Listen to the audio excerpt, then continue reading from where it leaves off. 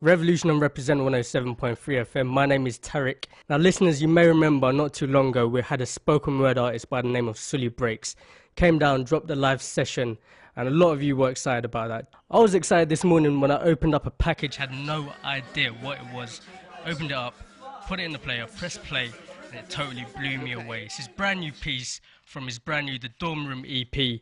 I'm going to have to let spoken word do what it does best and let it speak for itself. Brand new Sully Breaks.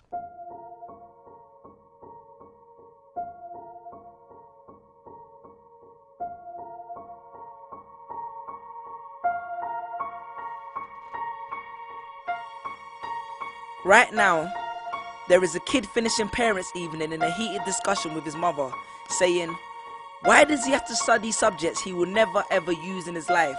And she will look at him blank-eyed, stifle a sigh, think for a second, and then lie.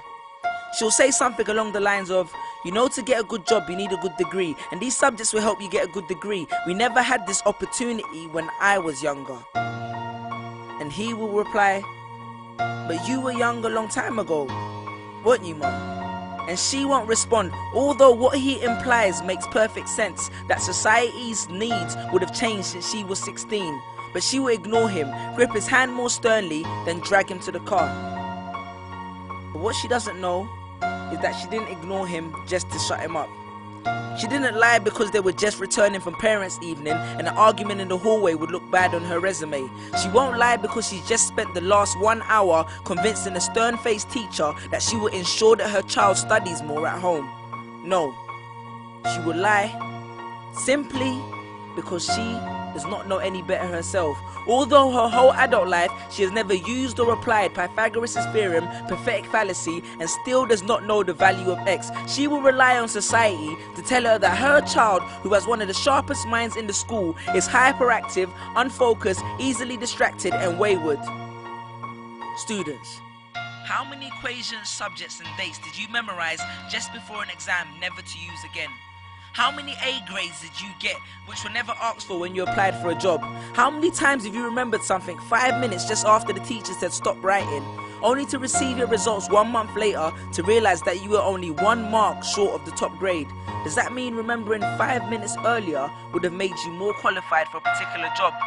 Well, on the application form it would have. We all have different abilities, thought processes, experiences and genes. So why is a class full of individuals tested by the same means?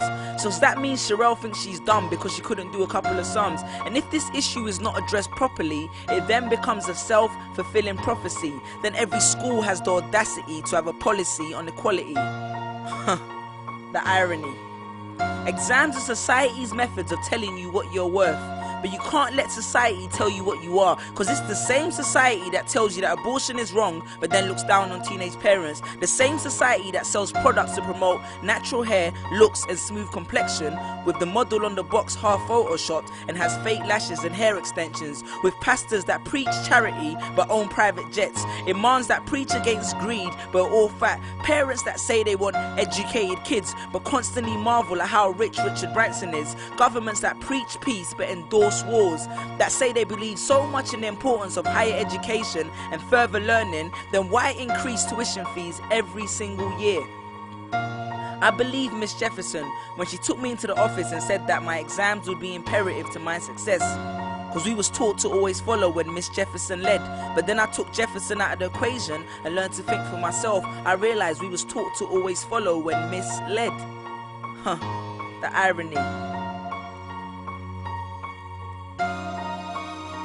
Test us with tests, but the finals are never final, because they never prepare us for the biggest test, which is survival.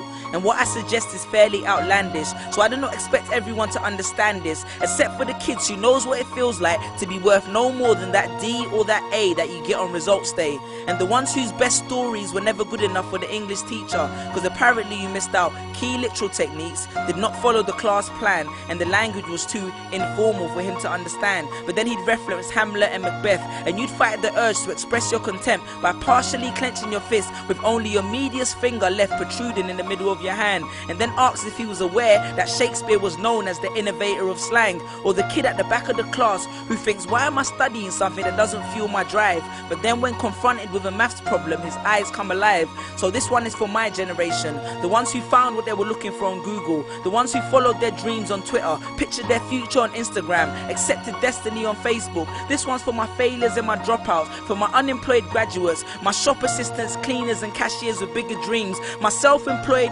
entrepreneurs, my world changers and my dream chasers. Because the purpose of why I hate school but love education was not to initiate a worldwide debate, but to let them know that whether 72 or 88, 44 or 68, we will not let exam results decide our fate. Peace. Just these pictures on my phone, sitting all alone, visualizing home. And all my friends were just these pictures on my phone, pictures on my phone, pictures on